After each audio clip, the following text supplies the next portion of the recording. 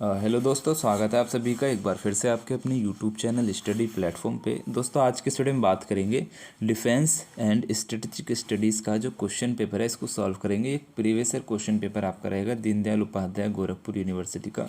ये 24-25 का question paper रहेगा। अच्छा, एक इंपॉर्टेंट बात यहाँ पे ये है कि इस वीडियो से पहले मैंने अभी एक दूसरा क्वेश्चन पेपर सॉल्व कराया था, यही वाला इंडियन डिफेंस एंड मैकेनिज्म का। वो 2023-24 का था, ठीक है। क्योंकि मैं आपको ये इसलिए बता रहा हूँ क्योंकि जिन्होंने मुझे क्वेश्चन पेपर सेंड किया था ना, वो उनके पास फ्रंट पेज नहीं था, तो वो मुझे पता नहीं था कि किस ईयर का है। लेकिन जिस भाई ने मेरे को ये क्वेश्चन पेपर अब जो सेंड किया है 24-25 का, उन्होंने 2 पेपर सेंड किए थे, एक 23-24 का भी किया था। मैंने उस वाले क्वेश्चन पेपर को जब मैं सॉल्व करने गया तो मैंने देखा वो क्वेश्चन जो है मैंने अभी पहले सॉल्व करा दिए। जब मैंने मैंने क्वेश्चन पेपर सॉल्व करा दिया था उस वाले क्वेश्चन पेपर से इस भाई ने जो क्वेश्चन पेपर भेजा था उससे मैच किए तो सारे आंसर सेम थे। मुझे पता चला कि 23-24 का ये क्वेश्चन पेपर था, तो मैंने उनको बता दिया ठीक है भाई, ये पेपर मैंने सॉल्व करा दिया है। तो इसी तरीके से मैं आपको भी बता दे रहा हूँ वो 23-24 का। तो और एक इम्पोर्टेंट बात ये रहेगी कि उस वाले पेपर में और इस वाले क्वेश्चन पेपर में 24-25 में काफ़ी सेम क्वेश्चन मैंने देखने को देखे थे, मतलब काफ़ी ज़्यादा सेम क्वेश्चन मुझे देखे। तो जो आप अगर दोनों वीडियोस देख लेंगे तो आपको भी पता चल जाएगा कि हाँ कितने सारे क्वेश्चन जो है यहाँ पे सेम है, ठीक है। तो देखो इसी तरीके से आपको अभी 25-26 में भी देखने को मिल जाएगा भाई। तो वीडियो इंपॉर्टेंट है, लास्ट तक ज़रूर देखना सारे इंपॉर्टेंट क्वेश्चन। और कोई भी आपका प्रीवियस ईयर का क्वेश्चन पेपर रहे आप मुझे इसी नंबर पर सेंड कर देना 7300975835। ये मेरा पर्सनल नंबर रहेगा, इस पर व्हाट्सअप भी है, व्हाट्सअप पे आप मुझे सेंड कर सकते हैं, ठीक है। बाकी मैं वीडियोस और लाता रहूँगा आपके एग्ज़ाम मतलब कि क्वेश्चन पेपर से हट के अपने पास से इंपॉर्टेंट क्वेश्चन आपके लिए तैयार कराता रहूँगा। चैनल पे नहीं तो सब्सक्राइब करके बेल आइकन को ऑन ज़रूर कर लीजिएगा। बाकी हमारा टेलीग्राम को भी ज्वाइन कर लीजिएगा। और टेलीग्राम पे देखो आपके प्रीवियस ईयर के जितने भी क्वेश्चन पेपर मेरे पास आते हैं मैं सभी वहाँ अपलोड कर देता हूँ, वहाँ से आप इसको डाउनलोड भी कर सकते हैं, ठीक है। टेलीग्राम को ज्वाइन कर लेना। व्हाट्सअप चैनल है हमारा जिसका लिंक भी वीडियो के डिस्क्रिप्शन में। इंस्टाग्राम, फेसबुक, सोशल मीडिया जितने भी हमारे बनाए हुए हैं वो सारे लिंक जो है मैंने वीडियो के डिस्क्रिप्शन में दे रखे हैं, वहाँ से इनको डाउनलोड कर सकते हैं। तो यहाँ पे हम अपने सारे क्वेश्चन को सॉल्व करने का प्रयास करते हैं। देखो पहला क्वेश्चन आपसे पूछा गया है कि सशस्त्र बलों की तैनाती के बारे में राष्ट्रपति को किससे परामर्श करना चाहिए। तो प्रधानमंत्री और मंत्रिमंडल से परामर्श करना चाहिए, ठीक है, उनसे क्या डिस्कशन करना चाहिए। बी आपका करेक्ट आंसर है क्वेश्चन नंबर 1 का। क्वेश्चन नंबर 2 आपसे कह रहा है कि युद्ध के समय भारत की ओर से युद्ध की स्थिति घोषित करने का अधिकार किसके पास होता है। तो देखो वैसे तो पूरा देश मतलब जितने भी लोग होते हैं हमारे यहाँ पे वो सभी क्या करते हैं, एक एडवाइस देते हैं, लेकिन बाद में जो मतलब कि आधिकारिक तरीके से जो क्या कहते हैं उसको घोषित करता है युद्ध की स्थिति, तो वो हमारे राष्ट्रपति करते हैं, ठीक है, समझ रहे हैं आप। तो सी आपका यहाँ पे करेक्ट आंसर हो जाएगा। क्वेश्चन नंबर 3 आपसे कह रहा है राष्ट्रपति निम्नलिखित में से किस पद के लिए सैन्य नियुक्ति करते हैं। तो थल सेना प्रमुख के लिए करते हैं, नौसेना प्रमुख और वायुसेना प्रमुख। उपरोक्त तो सभी हो जाएगा, डी आपका करेक्ट आंसर है।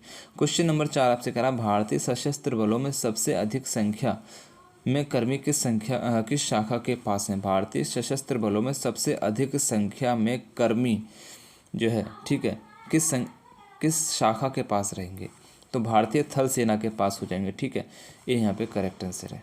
कर्मी का मतलब यहाँ पे सोल्डर्स ही है कि किस शाखा में, वायुसेना में, थल सेना में या जल सेना में किसके पास सबसे ज़्यादा सोल्डर हैं, तो थल सेना हो जाएगा, ठीक है। क्वेश्चन नंबर 5 है कि भारतीय वायुसेना की प्राथमिक भूमिका क्या है। राइट आंसर आपको यहाँ पे इसका लगाना है वायु रक्षा और रणनीति वायु संचालन करना, सी करेक्ट आंसर है। क्वेश्चन नंबर 6 है कि भारत में संयुक्त सैन्य अभ्यासों के माध्यम से रक्षा कूटनीति में भाग लिया है। निम्नलिखित में से भारत और रूस के बीच एक प्रमुख अभ्यास कौन सा हो जाएगा। इंद्र हो जाएगा, ठीक है, भारत रूस के बीच जो एक अभ्यास है वो इंद्र हो जाएगा। क्वेश्चन नंबर 7 आपसे कह रहा है भारत की रक्षा कूटनीति का प्राथमिक उद्देश्य दक्षिण पूर्व एशिया में किस उभरती शक्ति का संतुलन बनाना है। तो आपको हो जाएगा चीन, ठीक है, सी करेक्ट आंसर है। क्वेश्चन नंबर 8 आपसे क्या कह रहा है। क्वेश्चन नंबर 8 आपसे कह रहा है भारत और अमेरिका के बीच कौन सी रक्षा संधि सैन्य सहयोग और इंटरऑपरेबिलिटी को बढ़ाती है। तो देखो इसका राइट आंसर आपको लेगा LEMO लेमोआ और आपका DTI, ठीक है, ये यहाँ पे हो जाएगा। तो A और B दोनों सही हो जाएगा, तो C आपका यहाँ पे करेक्ट आंसर हो जाएगा, ठीक है, A और B दोनों हो जाएंगे। अच्छा सॉरी, हाँ, लेमोआ और आपका कॉम कैसा ये दोनों हो जाएंगे, तो ए और सी दोनों सही है, डी आपका करेक्ट आंसर है। क्वेश्चन पेपर आपको टेलीग्राम पे मिल जाएगा और इस क्वेश्चन पेपर का जो लिंक है वो इसी वीडियो के डिस्क्रिप्शन में आपको मिल जाएगा, वहाँ से आप इस क्वेश्चन पेपर को डाउनलोड कर सकते हैं।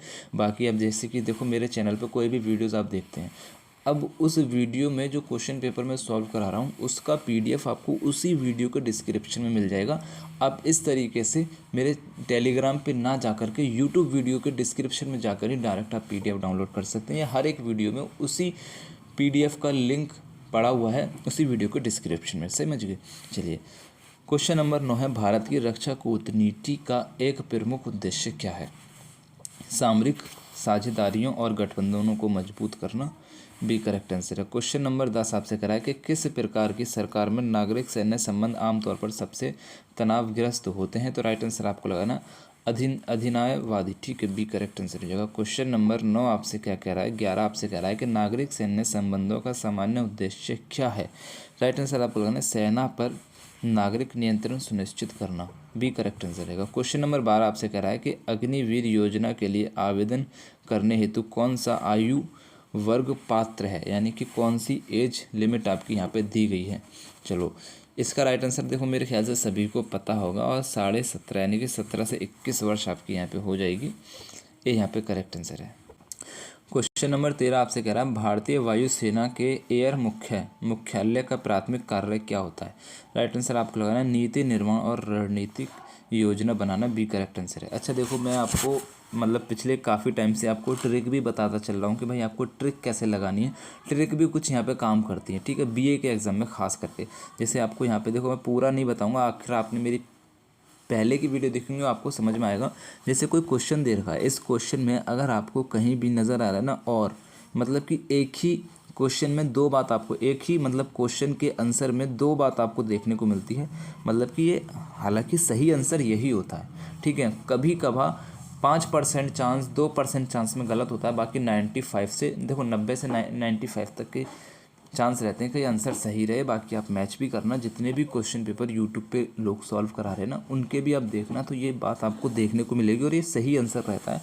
चाहे आप गूगल से निकालिए, चाहे आप सर से पूछिए, ज़्यादातर सही रहता है, ठीक है। मतलब ट्रिक काम करती है ये वाली, मैंने ऐसा देखा है।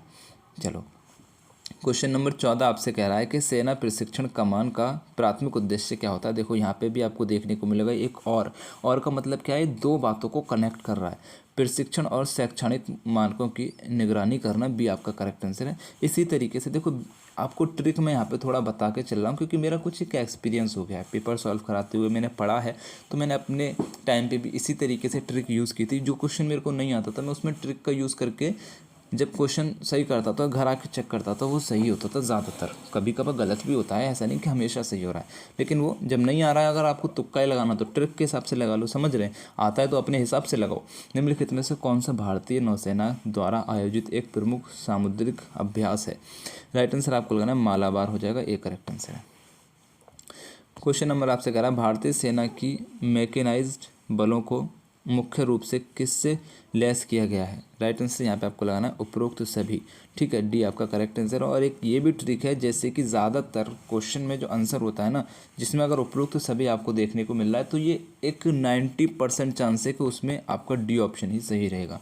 ये भी आपको एक ट्रिक है, नहीं आ रहा है तो लगाना है, आ रहा है तो आपको पता है कि भाई ए है, इसको डी नहीं है, तो आपको ए ही लगाना है, ठीक है। मैं आपको बस इसलिए बता रहा हूँ जैसे बैक ना लगे, आपको नहीं आ रहा, आपको तुक्का ही लगाना है, आपको ट्रिक ही लगाना है, तो ट्रिक के हिसाब से लगा लो, बस मैं इतना कहना चाह रहा हूँ।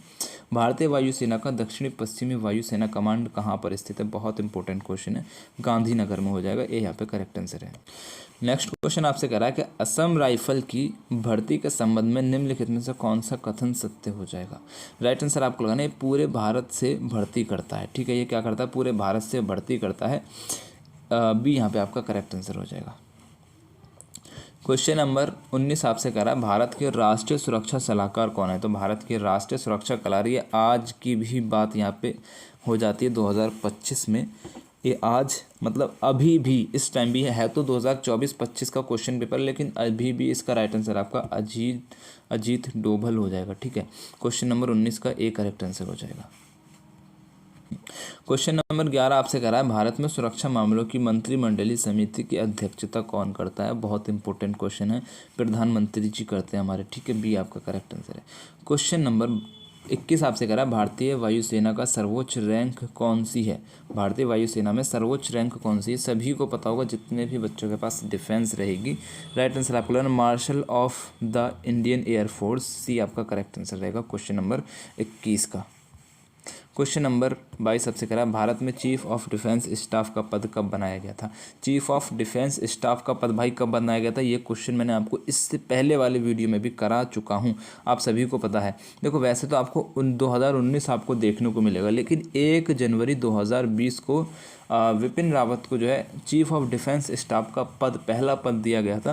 तो ये 2020 में ही इसका बना था, लेकिन 2019 भी आपको देखने को मिलता है क्योंकि उससे पहले से तैयारी चल रही थी, लेकिन 1 जनवरी 2020 को उनको नियुक्त किया गया था। डी आपका यहाँ पे करेक्ट आंसर है। ठीक है, पद इसका पहले बन गया था लेकिन नियुक्ति इनको तभी मिली थी, समझ रहे हैं आप। चलो क्वेश्चन नंबर 23 आपसे कह रहा है सीडीएस सशस्त्र बलों की निम्नलिखित में से किस शाखा के बीच समन्वय बढ़ाने के लिए जिम्मेदार है।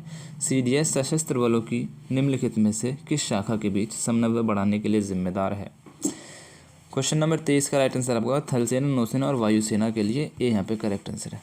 क्वेश्चन नंबर 24 है कि चीफ ऑफ डिफेंस स्टाफ की प्राथमिक भूमिकाओं में से एक क्या है।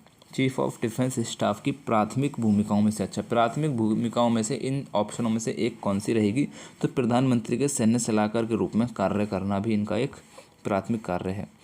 क्वेश्चन नंबर 25 है कि सेना में मेजर जनरल का रैंक प्राप्त करने से पहले कौन सा रैंक प्राप्त करना होता है। ये क्वेश्चन भी देखो मैंने इसी वीडियो के जस्ट पहले जो वीडियो अपलोड किया था 2023-24 का जो क्वेश्चन पेपर था उसमें आपका आया था। ठीक है, राइट आंसर आपको लगाना लेफ्टिनेंट जनरल हो जाएगा, बी आपका करेक्ट आंसर है। अच्छा देखो इस वाले क्वेश्चन में ना थोड़ा आंसर मेरे ख्याल से मुझे मिस्टेक हो गया, इसमें जो है राइट आंसर आपका ब्रिगेडियर होगा। सेना में मेजर जनरल का रैंक प्राप्त करने से पहले ना आपको ब्रिगेडियर का पद प्राप्त करना होता है। ठीक है, तो इसका डी करेक्ट आंसर है। मेरे ख्याल से उसमें मैंने लेफ्टिनेंट जनरल करा दिया है, तो डी आपका यहाँ पे करेक्ट आंसर रहेगा। उसमें आप एक बार देख लीजिएगा अगर आपको वाला वीडियो आप देखें तो। ठीक है, भारतीय सेना अकादमी कहाँ पर स्थित है, भारतीय सेना अकादमी कहाँ पर स्थित है, ये क्वेश्चन आपका मैंने कराया हुआ है उसी क्वेश्चन पेपर में, तो देहरादून में हो जाएगा, बी आपका करेक्ट आंसर है। ठीक है, उसमें भी आया हुआ है ये वाला क्वेश्चन, समझ रहे हैं। देखो ये वाला क्वेश्चन भी वहीं पर पूछा गया है, भारतीय स्पेशल फॉरेनियर फोर्स किसके अधीन कार्य करती है। क्वेश्चन नंबर 27 का राइट आंसर आपको हो जाएगा रॉ के अंतर्गत कार्य करती है, डी करेक्ट आंसर है। क्वेश्चन नंबर 28 का भारतीय स्पेशल फॉरेनियर फोर्स का मूल लक्ष्य क्या होता है। तो मूल लक्ष्य होता है चीन के साथ युद्ध के समय चीनी सीमा में गुप्त कार्रवाई करना, ए करेक्ट आंसर है। ये क्वेश्चन भी उसी क्वेश्चन पेपर से आपका लिया गया था। ठीक है, ये देखो 24 का है, वो 23 का था, तो उसी क्वेश्चन पेपर से इस क्वेश्चन पेपर में काफ़ी क्वेश्चन आए थे लास्ट ईयर। ठीक है, तो देखो इस बार भी आपके आ सकते हैं, अच्छे से इसको एक दो बार आपको देख लेना। भारतीय तट रक्षक बल का मुख्यालय कहाँ पर है, ये भी आपका देखो मैंने कराया था नई दिल्ली में, ये भी उसी क्वेश्चन पेपर में से आपका लिया गया है। क्वेश्चन नंबर 30 आपसे कह रहा है भारत सरकार की एक सीमा एक बल की नीति कब बनाई गई थी, ये भी उसी में से लिया गया, तो 2002 में बनाई गई थी। ठीक है, बी आपका करेक्ट आंसर है। क्वेश्चन नंबर आपसे 31 कह रहा है कि भारतीय तट रक्षक बल किस मंत्रालय के अंतर्गत कार्य करता है। तो राइट आंसर आपको लगाना है रक्षा मंत्रालय, एक करेक्ट आंसर है। काफ़ी क्वेश्चन वहीं से आपके यहाँ पे आए हैं, तो इसका आंसर आपका एक ही रहेगा। भारतीय सेना के पास जो है ना एक प्रशिक्षण कमांड हो जाएगा और यहाँ पे ए करेक्ट आंसर रहेगा। क्वेश्चन नंबर 33 आपसे कह रहा है निम्नलिखित में से कौन भारतीय अर्धसैनिक बल में शामिल है। तो असम राइफल, भारतीय तट रक्षक और स्पेशल फॉरेनियर फोर्स, ये तीनों ही जो हैं भारतीय अर्धसैनिक बल में आते हैं, उपरोक्त सभी डी करेक्ट आंसर है। क्वेश्चन नंबर 34 आपसे कह रहा है भारतीय सेना के रैंक का सही आरोही क्रम क्या है। ठीक है, असेंडिंग ऑर्डर आपसे यहाँ पे पूछ रहा है, तो राइट आंसर आपको लगाना है सबसे पहले हवलदार, नायब सूबेदार, सूबेदार, सूबेदार, मेजर होता है, ए यहाँ पे करेक्ट आंसर है, ये इसका आरोही क्रम हो जाएगा। क्वेश्चन नंबर 35 आपसे कह रहा है, एक second, question number 35, question number 35 भारतीय वायुसेना में कितने परिचालन कमांड हैं। भारतीय वायुसेना में कितने परिचालन कमांड हो जाएंगे, राइट आंसर आपको लगाना है 7 आपके जो हैं ऑपरेशनल कमांड आपसे पूछ रहा है। क्वेश्चन नंबर 35 का राइट आंसर आपको हो जाएगा 6। ठीक है, भारतीय वायुसेना में 6 ऑपरेशनल कमांड हो जाएंगे। मुझे याद है कि पिछली वीडियो में मैंने जहाँ तक 5 आपको ऑपरेशनल कमांड बताए, तो यहाँ पे आपका 6 करेक्ट आंसर हो जाएगा। क्वेश्चन नंबर 36 आपसे कह रहा है थल सेना की कमांड का नेतृत्व किस रैंक का अधिकारी करता है। क्वेश्चन नंबर 36 का राइट आंसर होगा ए लेफ्टिनेंट जनरल। क्वेश्चन नंबर 37 आपसे करेगा कितने सेक्शन को मिलाकर एक प्लाटून बनता है? तो सेक्शन को मिलाकर 3 सेक्शन को मिलाकर एक प्लाटून बनता है, सी करेक्ट आंसर है। क्वेश्चन नंबर 38 है वायुसेना की सबसे छोटी इकाई कौन सी होती है? तो सेक्शन होती है, ए करेक्ट आंसर रहेगा। क्वेश्चन नंबर 39 आपसे कह रहा है कि सही कथन चुनिए। तो सही कथन क्या रहेगा? भारतीय वायुसेना के पाँच ऑपरेशनल कमान तथा 2 फंक्शनल कमान है। तो ये आपका गलत हो जाएगा, क्योंकि भारतीय वायुसेना के पास ना 6 ऑपरेशनल कमांड हैं और 1 फंक्शनल कमांड है। और ये दूसरा कथन है कि मेंटेनेंस कमान नागपुर में है, तो ये आपका सही रहेगा। तो दूसरा आपका गलत है, ठीक है। दूसरा सॉरी पहला गलत है और दूसरा आपका सही रहेगा। तो पहला गलत और दूसरा सही में आपका हो जाएगा पहला गलत तथा कथन सही, तो बी आपका करेक्ट आंसर रहेगा। क्वेश्चन नंबर 40 आपसे कह रहा है भारत की क्वाड में भागीदारी किस देशों के साथ है? तो राइट आंसर आपको यहाँ पे इसका लेना पाकिस्तान, अफगानिस्तान और बांग्लादेश। क्वेश्चन नंबर 41 है भारतीय संविधान में राष्ट्रपति की सशस्त्र बलों के संबंध में संवैधानिक स्थिति क्या है? करेक्ट आंसर आपको लगाना है सर्वोच्च सेनापति होता है, ए करेक्ट आंसर है। क्वेश्चन नंबर 42 आपसे क्या कहेगा कि एक सैन्य तख्ता पलट के दौरान राष्ट्रपति की संवैधानिक जिम्मेदारी क्या होगी? करेक्ट आंसर आपको लगाना है संविधान का पालन करना और लोकतांत्रिक ढांचे की सुरक्षा करना, सी आपका करेक्ट आंसर है। क्वेश्चन नंबर 43 आपसे कह रहा है कि सेना मुख्यालय को कई शाखाओं में विभाजित किया गया है, कौन सी शाखा सैन्य संचालन और योजना के लिए जिम्मेदार है? तो 43 का करेक्ट आंसर है जनरल स्टाफ शाखा, ए करेक्ट आंसर रहेगा। क्वेश्चन नंबर 42 आपसे कह रहा है कि निम्नलिखित में से थल सेना के कॉप की एक प्रमुख भूमिका क्या है? करेक्ट आंसर आपको लगाना है संयुक्त सशस्त्र अभियान, सी करेक्ट आंसर है। क्वेश्चन नंबर 45 आपसे कह रहा है रक्षा मंत्रालय के अंतर्गत कौन सा अर्धसैनिक बल कार्य करता है? करेक्ट आंसर आपको लगाना है स्पेशल फॉरेंटियर फोर्स। असम राइफल, भारतीय तटरक्षक बल, स्पेशल फॉरेंटियर फोर्स, ये सभी आपके हो जाएंगे यहाँ पे, डी करेक्ट आंसर है 45 का, ठीक है। क्वेश्चन नंबर 46 आपसे कह रहा है भारतीय नौसेना का मुख्यालय कहाँ पर है? भारतीय नौसेना का मुख्यालय आपका नई दिल्ली में रहेगा, सी करेक्ट आंसर है। क्वेश्चन नंबर 47 आपसे कह रहा है असम राइफल की संरचना क्या है? असम राइफल की संरचना आपकी हो जाएगी, ये भारतीय सेना के अधीन कार्य करता है, लेकिन एक अर्धसैनिक बल आपका हो जाएगा, ठीक है।